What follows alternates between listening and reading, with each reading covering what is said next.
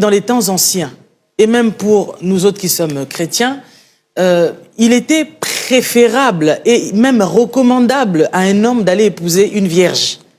Parce que l'homme qui épouse la vierge, elle ne connaît pas d'homme. Voilà. Donc comment veux-tu qu'une vierge se plaigne de son homme que ton appareil est trop petit, ou que ton appareil, il est, voilà. je sais pas moi comment, extravagant, ou il est je ne sais comment. Voilà. D'accord?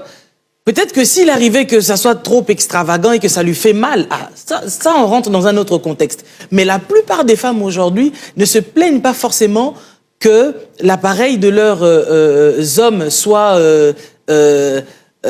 extravagant, mais c'est plutôt que c'est beaucoup petit, c'est beaucoup trop petit. Or, nous constatons que la plupart d'entre nous, les gens ne se marient plus vierges. Voilà. Les femmes ne se marient plus vierges. Et si tu as déjà eu plusieurs conquêtes, tu as connu plusieurs types d'appareils, plusieurs dimensions, des Kalachnikov, donne-moi les noms de types d'armes, des M16, des M16, de bazooka, des bazooka, papa. Voilà. Bon, dis-moi maintenant, une femme qui a connu un bazooka, et après tu te retrouves avec un pistolet, un GP. Je sais même pas c'est quoi le GP, mais je suppose que c'est le plus petit. Bon, maintenant, c'est normal que tu ne vas pas arriver à te retrouver dans ce genre de mariage. Voilà. Et donc, moi, je voudrais aujourd'hui vraiment attirer l'attention chez l'homme d'aller plus chercher une femme qui est vierge, d'accord? Et de l'autre côté aussi de dire à mes sœurs, les femmes, celles qui sont encore vierges, bien évidemment, de se garder tout simplement. Et c'est là où moi je me dis que la Bible n'a pas menti. Ok. La fille donc qui se préserve. La Bible était en train de nous prévenir. Bien sûr. Que il faut rencontrer ton homme qui est vraiment, que tu sois vraiment sorti de sa cote, et que cet homme-là t'apprend. En fait, pour que tu sois, que tu t'adaptes en fait à cette personne. À cette personne. Oui, parce qu'une femme dont l'appareil génital ne s'est pas adapté à l'homme avec qui elle se met, je t'assure, Saint-Marc, que cette femme-là aura des soucis. Elle sera malheureuse toute sa vie. Parce que toi, tu as connu des bazookas, des ceci, des cela. Tu as eu plusieurs expériences. Une femme, par exemple, qui a connu, je sais pas moi, 30, 50, 100, 200. À moins que Dieu ne te fasse grâce. Mais si tu tombes sur un homme qui n'arrive pas ou qui n'est pas à la hauteur de tous ces bazookas que tu as connus avant, mais tu seras malheureuse. Très tôt déjà, tu es une jeune fille, tu n'as que 17 ans déjà, tu as déjà, je sais pas moi, 17 conquêtes. Mais c'est absurde. En fait, tu ne te rends pas compte qu'aujourd'hui, tu es jeune. Tu t'amuses avec ta jeunesse, tu estimes que tu as le droit de coucher avec tout le monde et n'importe qui. Eh bien, demain, quand tu seras marié, c'est en ce moment-là, maintenant que tu vas commencer à lire l'heure et que tu vas commencer à te poser les vraies questions. Donc là, une femme qui commence à faire la comparaison entre son homme actuel et ses hommes du passé, bah c'est sûr qu'elle fait, la plupart du temps, référence souvent à la taille. À la taille, oui. Elles se plaignent moins si elles ont un homme qui arrive à les satisfaire, l'appareil est bien comme elles aiment, que lorsqu'elle se retrouve avec un homme où elle est en train de nager dedans. Beaucoup d'hommes, on peut dire à 95%, souffrent de tension.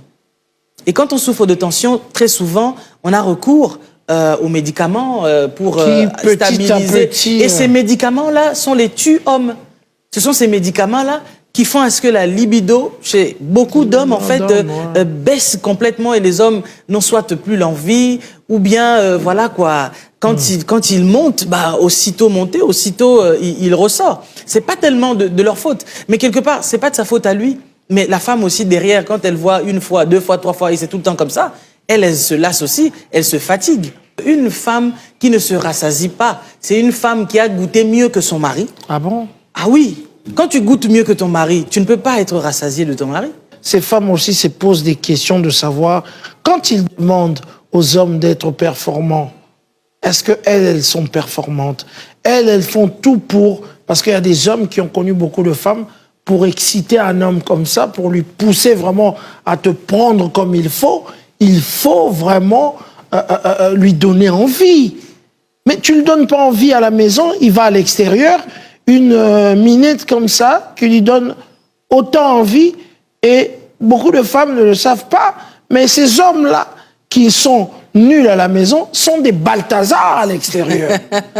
Moi, je veux vous dire, ça c'est la vérité. Je ne sais pas si vous avez déjà eu des frères et des sœurs qui vous ont parlé de ça, que je n'arrive pas avec ma femme, mais à l'extérieur, chez la Chisa, tout se passe bien. Comment vous pouvez expliquer ces choses-là? Je pense que ce problème-là est dû aussi au fait que peut-être il y a beaucoup de femmes, elles n'ont pas appris auprès peut-être de leur mère. Hein. Je ne dis pas que c'est la faute de vos mamans ou quoi, mais après peut-être la maman ne savait pas non plus.